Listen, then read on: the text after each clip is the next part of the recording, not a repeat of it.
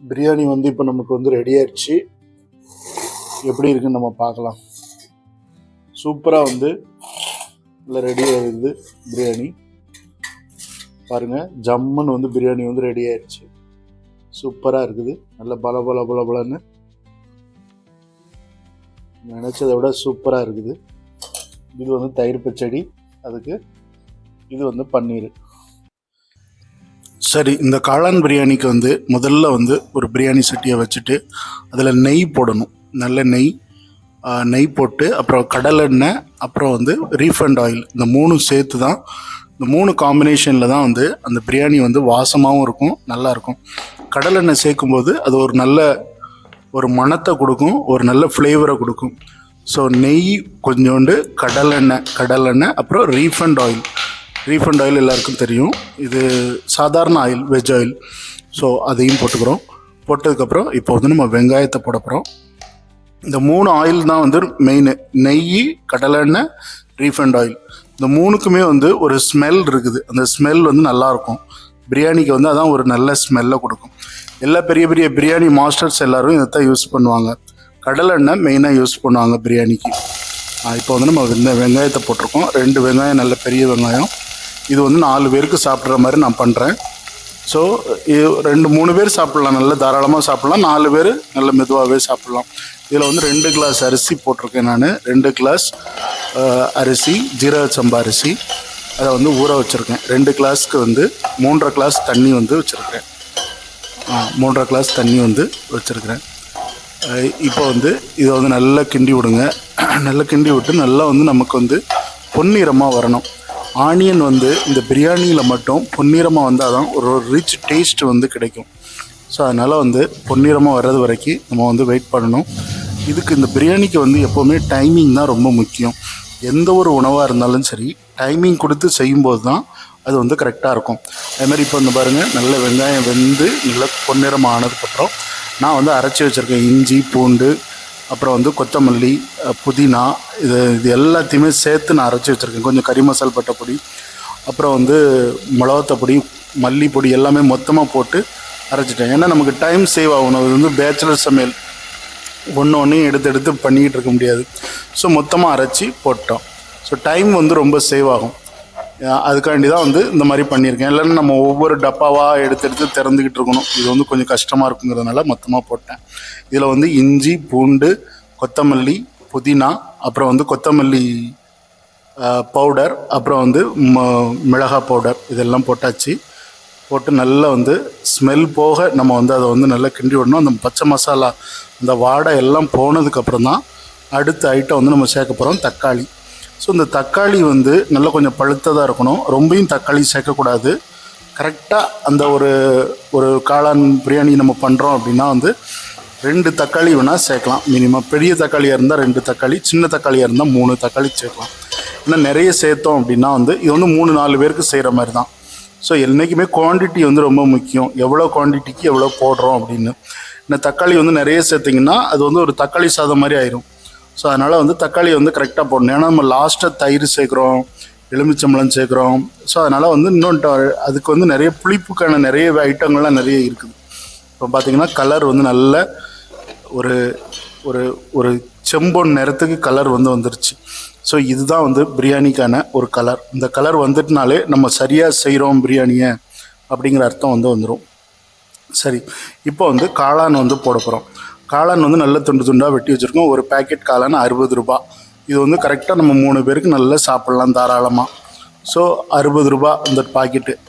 ஒரு பேக்கெட்டில் வந்து கிட்டத்தட்ட ஒரு 15 காளான் கிட்டே இருக்கும். குட்டியாக இருக்கும், நல்லாயிருக்கும். ஸோ இது வந்து ஒரு ஃப்ரெஷ்ஷான காளான் கிடச்சிது. இதை வந்து நம்ம 2 வெட்டி போட்டிருக்கிறேன். ஸோ இப்போ நம்ம இந்த காளான் போட்டதுக்கப்புறம் தக்காளி, இந்த மசாலா, இந்த காளான் 3ம் சேர்ந்து ஒரு வேதி வினை வந்து அதில் வந்து செயல்படும். தண்ணி வந்து நிறைய வெளியே வரும்.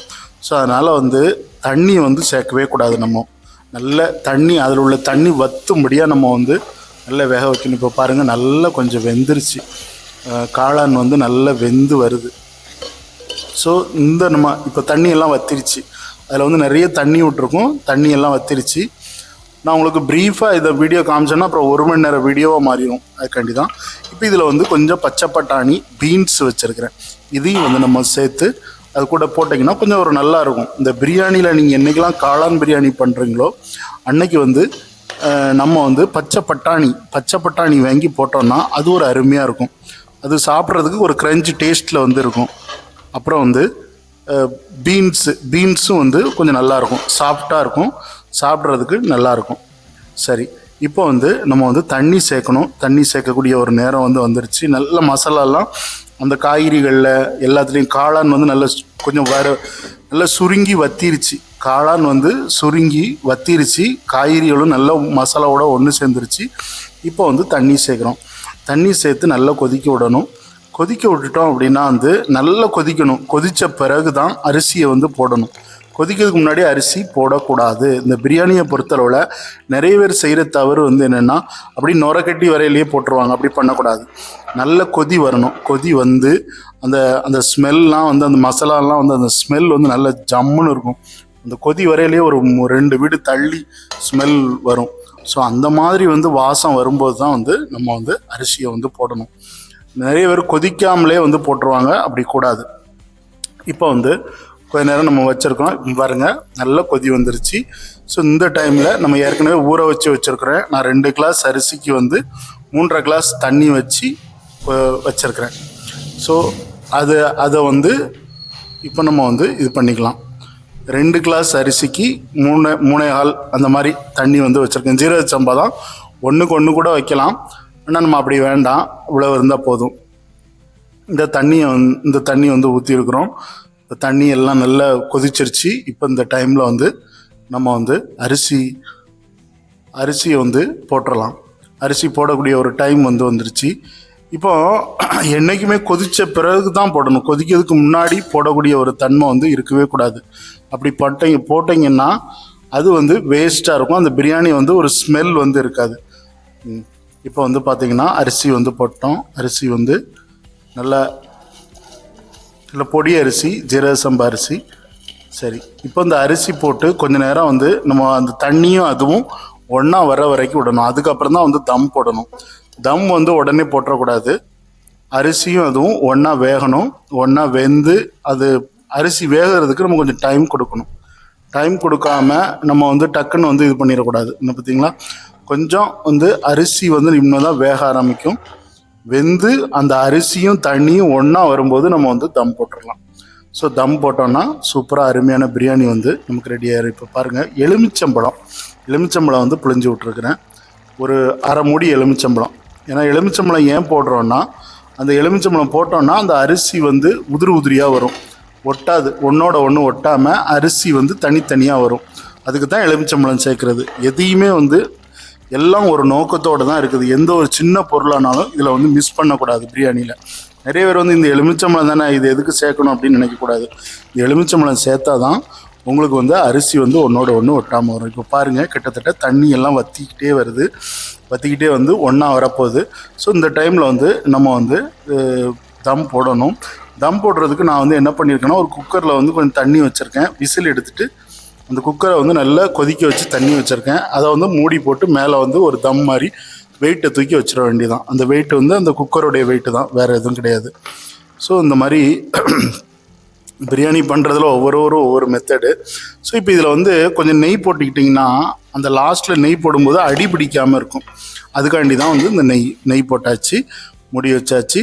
இப்போ வந்து நம்ம வந்து அந்த குக்கரை தூக்கி மேலே வச்சிடலாம். இந்த குக்கரில் வந்து தண்ணி இருக்குது, கொதிக்க வச்ச தண்ணி. அதை வந்து விசிலை வந்து எடுத்துகிட்டு அதை வந்து மேலே அப்படியே நல்லா வச்சுட்டேன். இப்போ வந்து நல்லா தம் போட்டு ரெடி ஆயிடுச்சு. ஒரு 15 நிமிஷம் 20 நிமிஷம் ஆகணும். 10 நிமிஷம் அடுப்பில் சிம்மில் வச்சுருக்கிறேன். இந்த அடுப்பில் வந்து நான் சிம்மில் தான் வச்சுருக்கிறேன். சிம்மில் ஒரு 10 நிமிஷம் வச்சுட்டு 10 நிமிஷம் சும்மா விட்டுறணும். 10 நிமிஷம் ஆஃப் பண்ண அப்புறம் இப்போ வந்து எடுக்க போகிறேன். இப்போ பாருங்கள், 20 நிமிஷம் கழித்து தம் போட்டு 20 நிமிஷம் கழித்து பாருங்கள், பிரியாணி வந்து சூப்பராக ரெடி ஆயிடுச்சு. ஸோ இந்த மாதிரி காளான் பிரியாணி வந்து எல்லோருமே செஞ்சு பார்த்தா தான் தெரியும். எதையுமே கமிட்மெண்ட் பண்ணாமல் வந்து நான் செய்ய போகிறேன்னு சொல்லாமல் செய்ய ஆரம்பிங்க. இப்போ உடனே செய்யுங்க. இப்போ பாருங்கள், காளான் பிரியாணி பாருங்கள் எவ்வளோ அழகாக வந்திருக்கு. எல்லாமே டைமில் ரொம்ப நேரம் வந்து நம்ம விட்டா அது வந்து அடியில் வந்து பிடிச்சிரும். லைட்டாக வந்து இந்த ஓரங்களில் லைட்டாக பிடிச்சிருந்தாலும் அது ஒன்றும் தப்பு இல்லை, அதை பற்றி ஒன்றும் இல்லை. ஆனால் ரொம்ப நேரம் நீங்கள் விட்டுட்டீங்கன்னா அது வந்து அடி பிடிக்க வாய்ப்பு இருக்குது. எல்லாமே இந்த பிரியாணியை பொறுத்தளவில் ஒரு டைமிங் தான். இந்த டைமிங்குள்ளே முடிச்சிட்டோம் அப்படின்னா வந்து பிரியாணி வந்து சுகமாக வரும். இல்லை அப்படின்னா வந்து அது வந்து ஒரு சொதப்பிடும். இப்போ பாருங்கள், நம்ம போட்ட அரிசி கம்மி தான், எல்லாமே கம்மி தான். எப்படி வந்திருக்கு பாருங்கள், நிறைய பொல பொல பொல பொல பொல பொலன்னு பிரியாணி வந்து வந்துருச்சு. சூப்பரான ஒரு பிரியாணி வந்து ரெடி ஆயிடுச்சு. சரி, இப்போ வந்து நம்ம இதை ஒரு ஒரு ஒரு 5 மினிட்ஸ் வந்து மூடி வச்சுட்டு சாப்பிட வேண்டியதான். அதை சாப்பிட்றதுக்கு நான் இப்போ வந்து இன்னும் கொஞ்சம் நேரத்தில் வந்து எடுப்பேன். ஸோ நான் இப்போ இதை வந்து நான் மூடி தான் வைக்க போகிறேன். நல்ல நெய்யெல்லாம் இருக்குல்ல, இதெல்லாம் நம்ம எப்போவுமே வந்து திறந்த உடனே ஒரு நெய் போட்டு கிண்டி விடணும். கிண்டி விட்டால் தான் அது வந்து செட் ஆகும். திரும்ப இதை ஒரு ஒரு 1/2 ஹவரோ நீங்கள் ஒரு 1/4 மணி நேரமோ கழித்து கூட நீங்கள் வந்து சாப்பிடலாம். இப்போ இதை வந்து மூடி வச்சிடலாம். மூடி வச்சுட்டு ஒரு 5 to 10 மினிட்ஸ் கழித்து எடுத்தோம்னா அவ்வளோ ஒரு சூப்பராக இருக்கும். இந்த தம் போட்டு உடச்சி விட்டுட்டு திரும்ப ஒரு 5 மினிட்ஸ் மூடி வச்சு அதுக்கப்புறம் நீங்கள் சாப்பிடும்போது சும்மா பொல பொல பொல பொலன்னு அருமையாக இருக்கும். ஸோ இதுதான் வந்து வெஜ்ஜில் வந்து நமக்கு உள்ள ஒரு பெனிஃபிட். நான் இன்றைக்கி வந்து பன்னீரும் வந்து இது கூட வந்து ஃப்ரை பண்ணி வச்சுருக்கிறேன். ஸோ பன்னீரும் வச்சுருக்கிறதுனால எனக்கு வந்து வேறு எதுவும் தேவையில்லை. ஸோ இந்த மாதிரி பிரியாணி வந்து நமக்கு வந்து ரெடி ஆயிடுச்சு. காளான் பிரியாணி, அருமையான ஒரு பிரியாணி. சரி, இப்போ வந்து பார்க்கலாம். பிரியாணி வந்து இப்போ நமக்கு வந்து ரெடி ஆயிடுச்சு. எப்படி இருக்குன்னு நம்ம பார்க்கலாம்.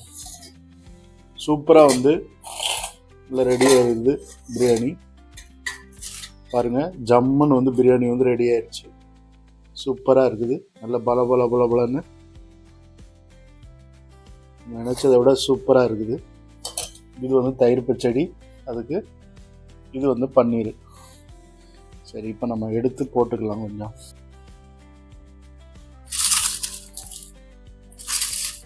ஒரு அருமையான பிரியாணி வந்து நமக்கு தயாராகிடுச்சு. இந்த பிரியாணி வந்து நீங்கள் எல்லா சைடிஷும் வச்சுக்கலாம், ஒன்றும் பிரச்சனை இல்லை. இது வந்து தயிர் பச்சடி. நான் வந்து இன்றைக்கி பன்னீரும் வச்சுருக்கிறேன். பன்னீர் வந்து என்றைக்குமே ஒரு நல்ல ஹெல்த்தியான டிஷ்ஷு.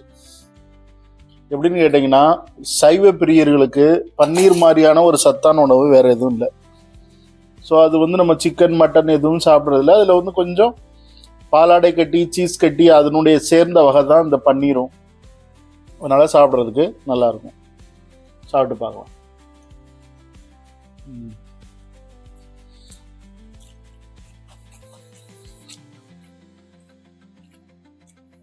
ஆஹா,